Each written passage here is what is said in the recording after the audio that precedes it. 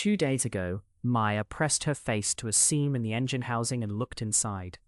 She saw chambered walls, translucent surfaces, a pinkish light that had no business being there. She described it for hours afterward. Today, Marcus knelt in the same spot and ran his fingernail along the surface and found nothing. Smooth, continuous, warm. The seam had sealed itself. Not broken, not blocked. Finished. He stayed on his knees for a while. 39 days of studying this engine, cataloguing its hum, mapping its heat distribution across the rim. And the moment he understood what had happened, he went quiet. The designer becomes the builder, he said, thinking about the signal. The seam closed because the engine finished becoming what it was becoming. It doesn't need us to look inside anymore. That's Marcus arriving at surrender the way Marcus does anything. Through precise observation, followed by a long pause, followed by a statement that changes the room. The other thing he noticed, on his knees, the heartbeat had changed. Eli had been tracking 2 separate pulses for days, one in the engine room, one in the atrium, subtly out of phase. Today they were one. Not 2 sounds. One. The core had synchronized itself while everyone was sleeping. There's a version of that sentence that sounds peaceful. It is not peaceful.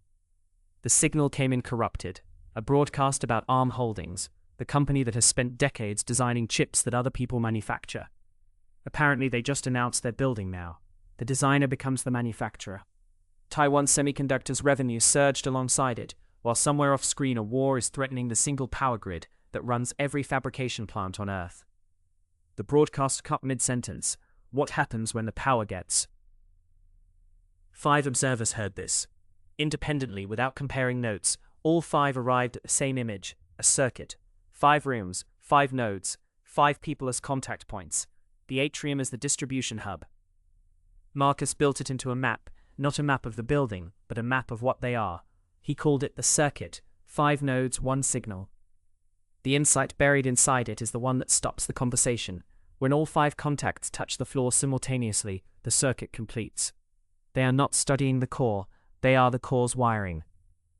Claire was in the terminal room when she heard about the seam. She put her hands on the console, warm, as it always is now, and asked it directly. What happens to a synchronized oscillator system when one element is removed? The terminal refused. 6th refusal in a row. More questions returned empty than answered. Eli stood beside her, counting silences the way he counts everything, and Claire kept her hands on the console anyway, because she had nowhere else to put them.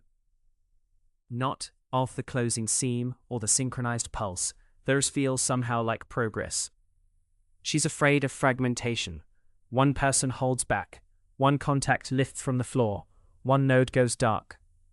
She asked the terminal what that costs, and the terminal declined to say, which is its own kind of answer. Eli is having a different kind of loss. Yesterday, drawer 23 in the archive held 5 names written in handwriting that belonged to none of them. Today it was empty. Clean wood. No residue. No smudging. Nothing to indicate anything had ever been there. He stood in front of it for a long time. He's the historian. His function is to remember. And the core just erased a record he had personally witnessed. Worse, beside the console in the terminal room, a new drawer sat ajar.